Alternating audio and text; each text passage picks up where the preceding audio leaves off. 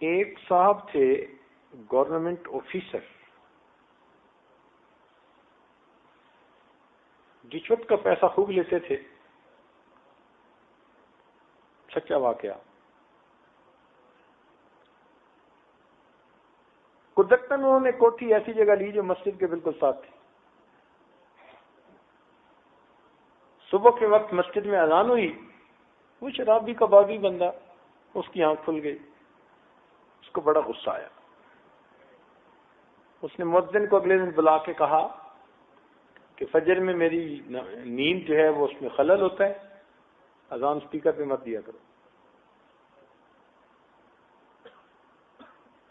اس نے آ کے نمازیوں کو بتایا، نمازیوں نے کہا یہ کون نئے صاحب آ گئے ہوئے، بھائی تمہاری نیند میں خلل آتا ہے تو تم جاؤ جہاں تمہارا جی چاہتا ہے، کیوں مسجد کے ساتھ گھر لیا؟ بوڑھوں نے کہا ہم تو انتظار میں ہوتے ہیں، ہماری نظر کمزور، ہم گھڑیوں کے وقت دیکھ نہیں سکتے، اذانیں سن کے ہم مسجد میں آتے ہیں، مسلمانوں کی آبادی ہے، تم میاں اذان دو۔ اس مؤذن نے اگلے دن پھر اذان دے دی، اس کی آنکھ کھلی، اس کو غصہ آیا، اسی وقت مسجد میں آ کے اس نے مؤذن کے 2 تھپڑ لگائے۔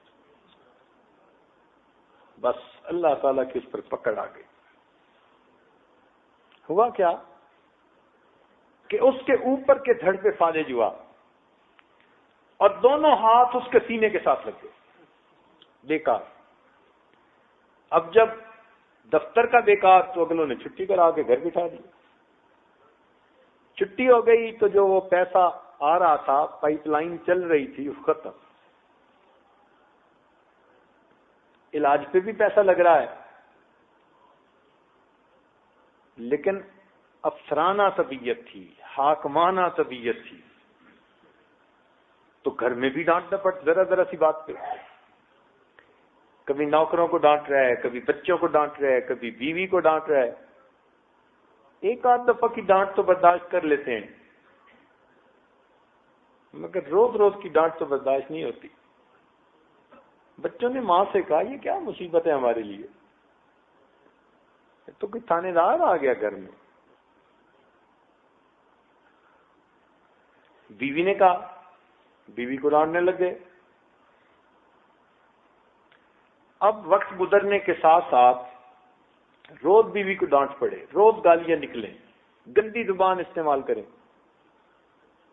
کچھ دن تو وہ برداشت کرتی رہی، کچھ دن کے بعد اس نے اپنے بچوں کو لیا، کہنے لگی میں کے جا رہی ہوں، تو جان تیرا کام جان۔ وہ اسی بیمار حالت میں چھوڑ کے چلی گئی۔ اس نے بھائی کو فون کیا کہ بیوی مجھ سے بے وفائی کر گئی، تم آؤ میری خدمت کرو۔ خیر بھائی آیا، وہ اس کو اپنے گھر لے گیا، مگر طبیعت تو ہر جگہ ایک ہی ہوتی ہے نا۔ اب اس کے بچوں کو ڈانٹ ڈپٹ، اس کی بیوی کو کچھ کہہ دیا۔ اب جب ان کے گھر میں یہ ہونے لگا تو بچوں نے باپ سے کہا کہ ابو یہ کیا مصیبت آ گئی ہے۔ ایک دن بھائی نے سمجھایا کہ بھائی تم کیوں لوگوں کے ساتھ ایسی بری زبان استعمال کرتے ہو۔ اس کو بھی ڈانٹنے لگ گیا، تو زن مریض بن گیا، اور یہ وہ۔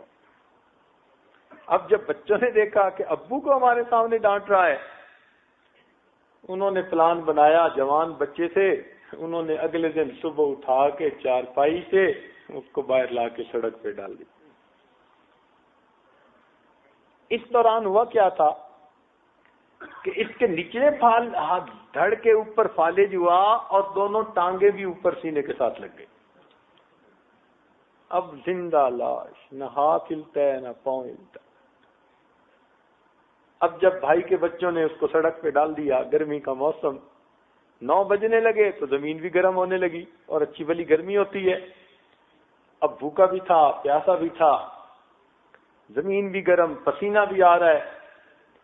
اب سوچنے لگا کہ کون ہے میرا کہ جس کو میں کہوں تو میرا تو کوئی بھی نہیں۔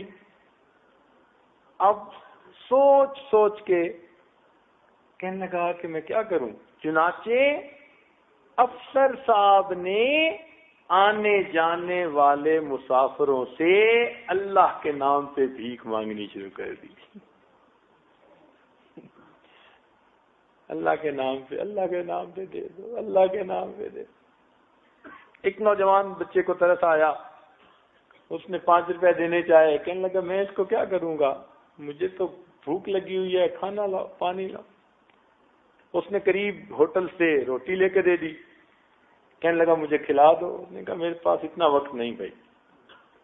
وہ رکھ کے جانے لگا تو اس نے سوچا کہ بھئی ایسا نہ ہو کہ یہ رکھ کے چلا جائے تو کوئی جانور ہی اٹھا کے لے جائے، میں تو کچھ کر نہیں سکتا۔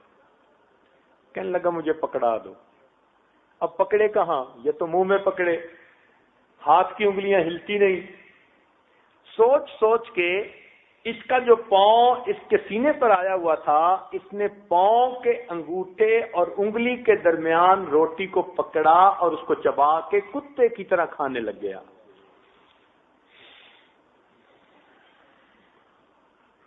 وَمَن يُهِنِ اللَّهُ فَمَا لَهُ مِن مُّكْرِمٍ، جسے اللہ ذلیل کرنے پہ آتا ہے اسے عزتیں دینے والا پھر کوئی نہیں۔ اللہ کی پکڑ میں نہ آئے بندہ۔